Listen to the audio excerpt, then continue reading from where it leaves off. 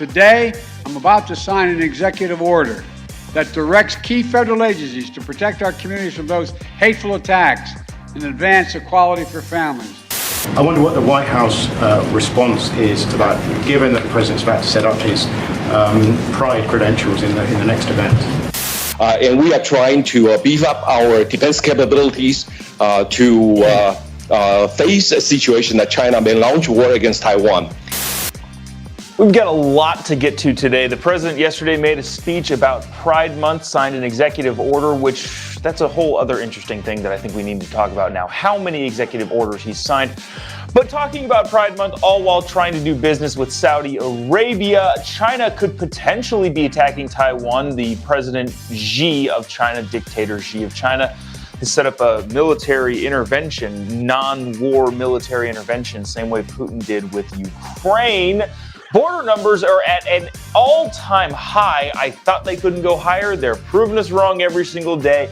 And a story out of Southern California that I think you all need to hear in case the woke DAs come to where you are. All that and more coming up on this episode of Daily Caller Live. My name is Jobob. Daily Caller Live starts right now. 3, 2, 1. Here we go! That might be the only brown guy on earth named Jobob. That is actually their name, Jobob. Live from the dingy bunker, completely cut off from the outside world, except for you fine folks. My name is Jobob. This is Daily Caller Live. On today, it is June 16th, the year of our Lord 2022. Thanks so much for tuning in. Got a lot to get to, so we're going to start right off the bat here. President Biden yesterday pandered to the LGBTQLI, which is not the correct acronym, but he did say that. I didn't bring that clip up there because I know people slip up and I don't want to make that the story.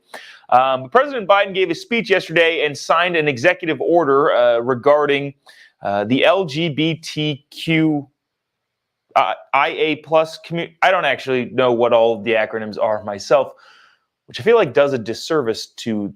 If you're part of that community, I would try to condense the acronym a little bit because then people get confused. And anyways, President Biden gave a speech pandering yesterday to Pride Month, in which he also instituted an executive order. Now, I'm going to play what he said, then I'm going to read what's in the executive order, but then there's also another component of this of how many executive orders he has done, which is a lot. Let me play this, and then we'll get to all of that. Here's President Biden pandering to the LGBTQLI community. I don't have to tell you about the ultra-MAGA agenda attacking families and our freedoms. 300 discriminatory bills introduced in states across this country. In Texas, knocking on front doors to harass and investigate parents who are raising transgender children. Today, I'm about to sign an executive order that directs key federal agencies to protect our communities from those hateful attacks and advance equality for families. My order will use the full force of the federal government to prevent inhumane practices of conversion therapy. The executive order will also support mental health for children by addressing bullying and suicide and making our schools safer.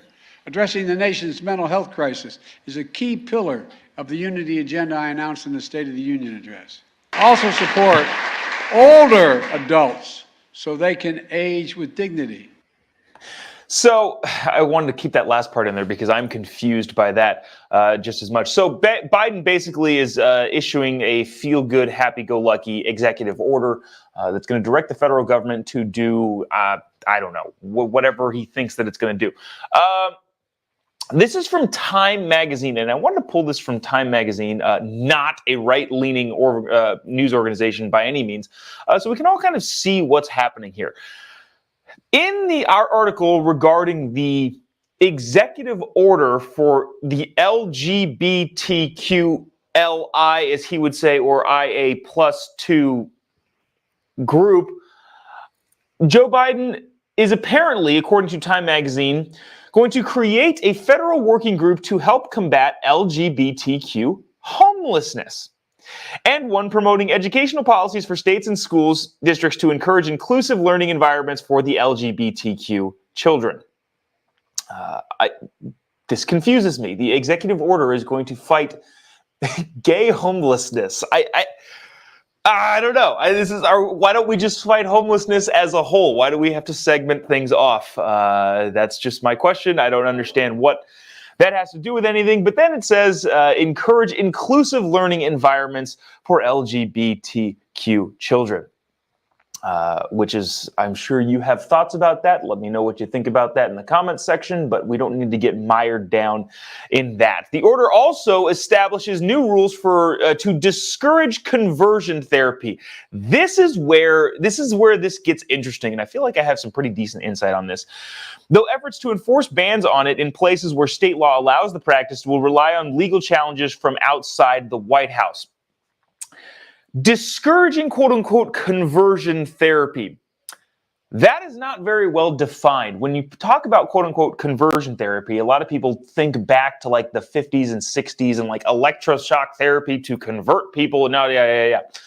Nowadays, in the modern therapist mental health world, anything that isn't affirming is considered quote-unquote conversion therapy. The directive for a lot of your therapists, and believe me, I've got a pretty solid insight into this, is that you're not allowed to question what the kid, and then we're talking about kids specifically here, what the child thinks. You're only allowed to affirm them in their transition to whatever it is that they want to be, which is insane. You don't get to say, do you actually think that? Or maybe we can work through some other things that may be pushing this particular belief upon you. No, the idea in the mental health world, at least in California and in a lot of your super lefty states, is that if you're not affirming the decision of a child, which parents don't even affirm all of the decisions of the child, then you're participating in quote-unquote conversion therapy, according to a lot of your big lefty outlets. So when Joe Biden issues an executive order to ban conversion therapy, what that means in literal practice, to my knowledge, and maybe I'm wrong. If I'm wrong, feel free to comment. I have no problem with being corrected. But the way I see it is that if you question at all what the kid is telling you and don't affirm them, that is considered conversion therapy, and Joe Biden is trying to outlaw and ban that with this executive order. Excuse me. The order further directs health officials to spell out that federally funded programs cannot be used to fund conversion therapy, questioning the decisions of a child. You can't fund anybody questioning any decision of any child. Okay. And it seems to ease barriers to healthcare and certain types of treatment for the LGBTQ community, including gender-affirming surgery. Holy cow. So, essentially what Joe Biden is doing is signing an executive order to allow kids to make life-altering surgical decisions. Do you remember at the beginning of Joe Biden running for presidency, the reason everybody wanted, not everybody, but clearly not everybody, but a reason a bunch of the lefties were like, oh, at least he's not Trump. He's kind of center or middle of the road. This is as far left as it gets. So good luck with making that middle of the road centrist argument. Literally, the polling would show that most Americans don't agree with this by a lot. We'll leave that there because I'm sure this is not any new information for you, but I wanted to bring up this kind of interesting point. Joe Biden went on Jimmy Kimmel's show, late night comedian, last week.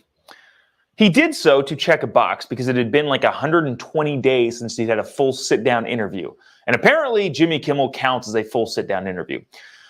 Before that, his interview, the most recent interview was with Lester Holt at the Super Bowl, which is like the most not dense venue to do an interview with the president. And now it's Jimmy Kimmel. So those are the two latest presidential sit-down interviews.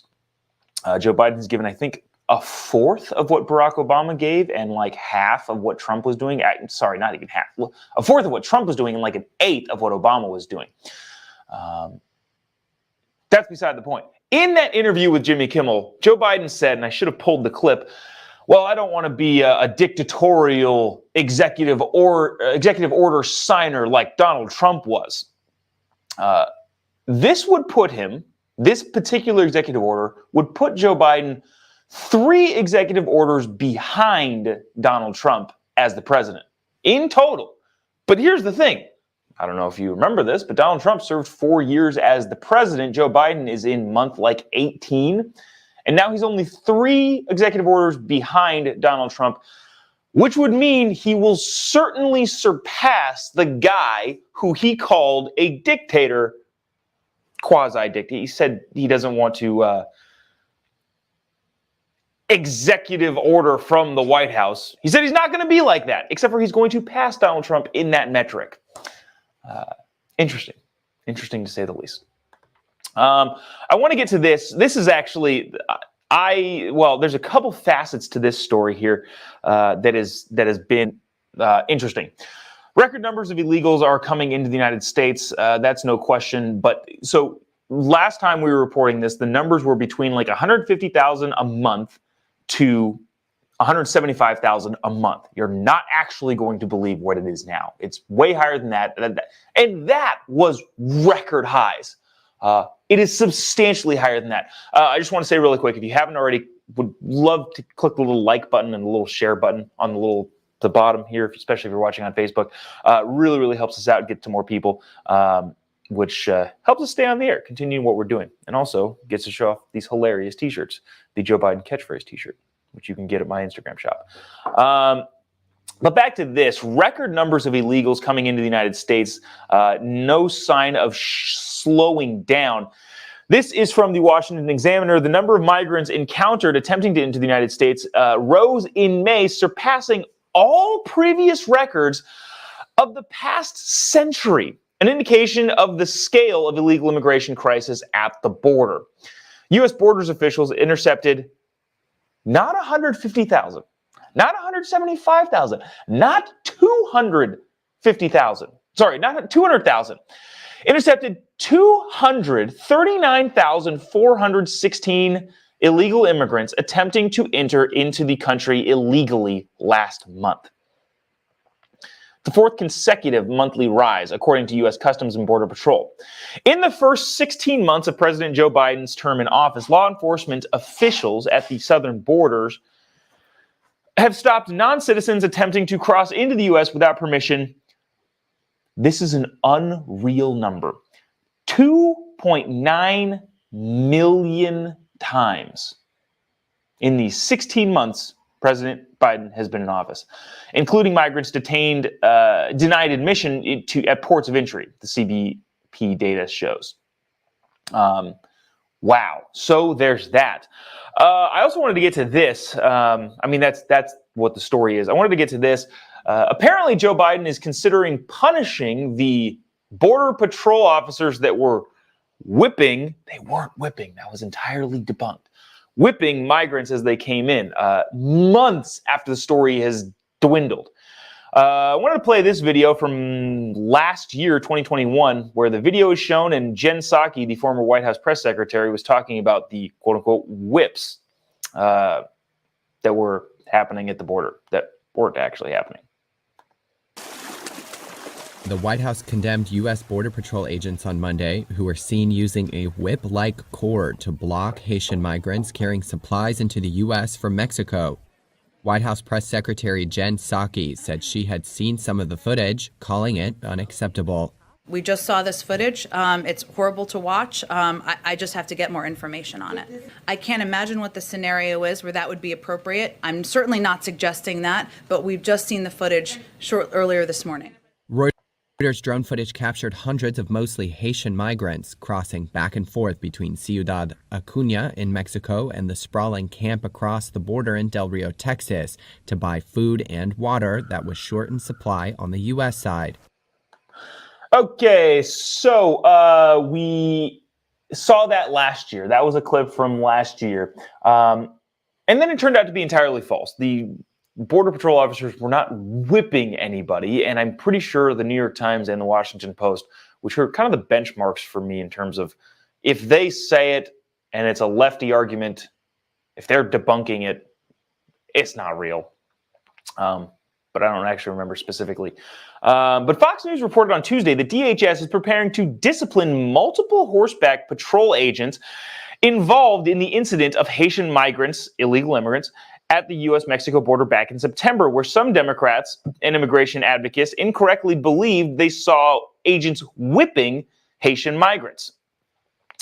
The federal source told Fox News announcements on the matter is expected to become within the coming days. The agents are expected to be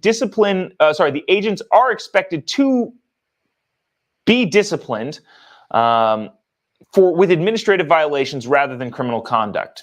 Yada, yada, yada, it goes on. I'm through being surprised, one agent told Fox News, along with a countdown until the agent's retirement date. Another told Fox News that he knew the number of agents were planning on shifting to retirement as a result of the administration's actions. Another described it as effing BS. Funky bullspit. Maybe that's what he was saying. It blocked out the word, so I can't really tell what it is. But that's an interesting story. The Biden administration looking to discipline those people is a little freaking ridiculous. Let me see. Jeez. We still got a bunch to get to. So I want to get to this.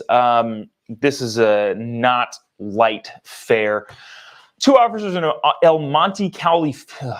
Let me start that over. This is, it's been a morning. Two officers in El Monte, California were killed earlier this week in a shootout responding to a domestic violence call. Now, while that tragedy is as terrible as it can get, I wanted to bring some light to what's going on in Los Angeles County. El Monte is a city in LA County in which, if you haven't heard about the crazy Soros-funded DAs, that DA in LA County is involved heavily in this story.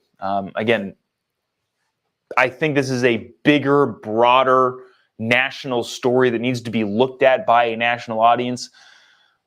I know it seems possibly hyper-local, but there are Soros-funded DAs all over the place. San Francisco got rid of theirs last week in the recall.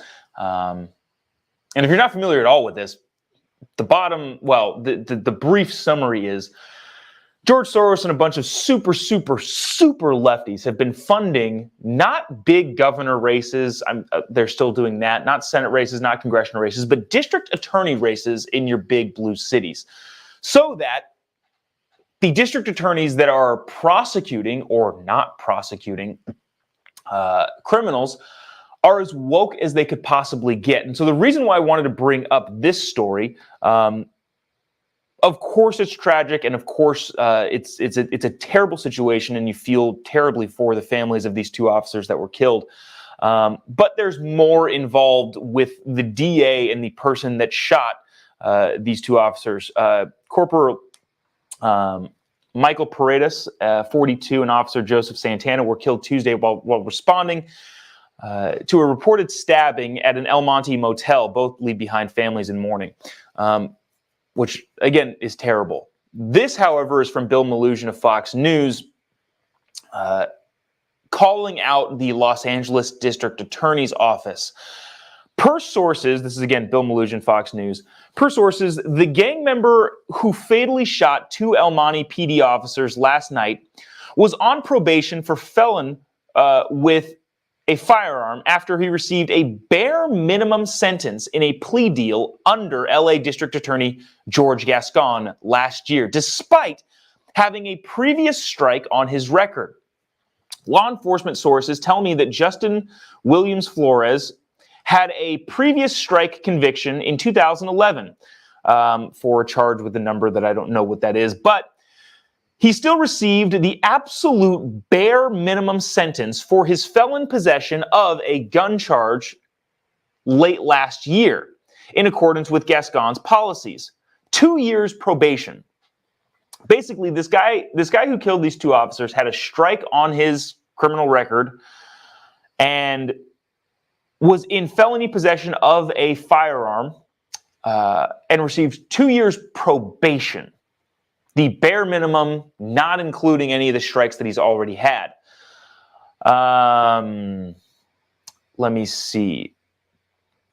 Bill Melugin goes on to say the two fallen officers have now been identified. Sources in the LADA's office tell me that if the case had been prosecuted without Gascon, the woke DA of Los Angeles' policies, in February of 2021, Flores would likely have been behind bars on a 2.5 to 3 year minimum sentence. Instead, he was out on probation. LADA sources tell Bill Melugin that even though Flores had a strike on his record, it was not considered during his gun case in February 2021, in accordance with Gascon's new policies of not prosecuting California's three-strike law. A trial court and a California appellate court have now both ruled Gascon's policy was illegal. The bottom line here is you have a Soros-funded DA in Los Angeles, California, this guy named George Gascon, who is refusing to prosecute crime. I don't want to say that's the bigger story here, because it's not, and the loss of police officer life is a terrible thing. But the rest of the country needs to be aware that this stuff is happening at the DA level. We get caught up so often with our presidential politics and our congressional politics and Senate races and governors and all of that sort of stuff. Often people forget that DA and municipal localities have huge impacts on people's everyday life. In this situation, Bill Melugin is reporting that sources inside Gascon's DA's office, people that work for the DA, said, yeah, if he didn't institute these policies, this guy would have been behind bars for 2.5 to 3 years. Rightfully so, committing multiple felonies. I don't know what to do with this other than make sure you're paying attention to your local DA races, your local sheriff's races, and really all of the local races going on. Because if you don't, people like this get into office and they let criminals out on the street, and we end up being faced with these terrible tragedies. There's more here that we can get to, but So the guy was shot and killed too, by the way. The murderer was shot and killed by police officers. Bill Melugin goes on to say, Gascon's policies also suggest his office may pay for the funeral for the cop killer. When he took office, Gascon issued a policy stating that his office would pay for funeral expenses of people killed by police, regardless of the state of the investigation or charging decision. So since this guy was killed by police, even though he had just killed 2 police officers, it's possible that the DA's office may pay for his funeral expenses. Yeah. I know it sounds like a local story. I understand that, and I understand this is a national show and we have an audience watching everywhere, but you need to watch out for your DAs. If they don't prosecute crime, I don't know what you do. You know what? We're going to save the Taiwan thing for tomorrow. I don't feel like talking about it right now. So that's going to do it for us. That Taiwan thing is interesting. Yeah. That's going to do it for us. Amy says Gascon is scum. Yeah. This dude is, if you don't know anything about this story, so San Francisco just got rid of one of their super woke DAs. And Gascon, I think, you know what? The numbers actually came in. So LA is trying to recall this guy that we just did that whole long piece about. So I think they got like 570,000 signatures, and I think they need 550,000. They have like barely over the threshold to recall him. They need to get that by July 14th, I believe. So if you live in the LA County area, make sure you sign that petition to get this guy recalled, because not prosecuting crime is horribly dangerous to the society, and we don't want him to be setting examples. Scott says time for another recall. Yeah, absolutely. It's underway. And again, if you live in LA County or know anybody in LA County, make sure they sign that recall petition to get this guy out of office. People people, some people deem to be questionable about with the recall. It's not going to happen. No, it actually might. Dang it, I hate to go on this just rambling thing. So the super woke DA in San Francisco, the wokest city in America, I think, recalled and removed their DA. So it is possible even in places like California. I'm seeing some comments saying there's no way that's possible. It's not going to happen. Democrats don't get recalled. So, yeah.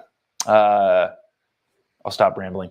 Thanks so much for tuning in. Appreciate you watching each and every morning. If you haven't already, give me a follow on any of your social media accounts. Just type in Jobob. You can find me on Instagram, usually lighter fare on these social media accounts. And it's kind of a down story. So appreciate you tuning in, watching. Give me a follow there. We'll see you right back here tomorrow. Same time, same place. We'll bring that China invading Taiwan story tomorrow, because I think that's really, really interesting and needs to be talked about and is not going to be talked about until it's too late. So we'll bring that to you tomorrow. Until then, we'll see you same time, same place. God bless America.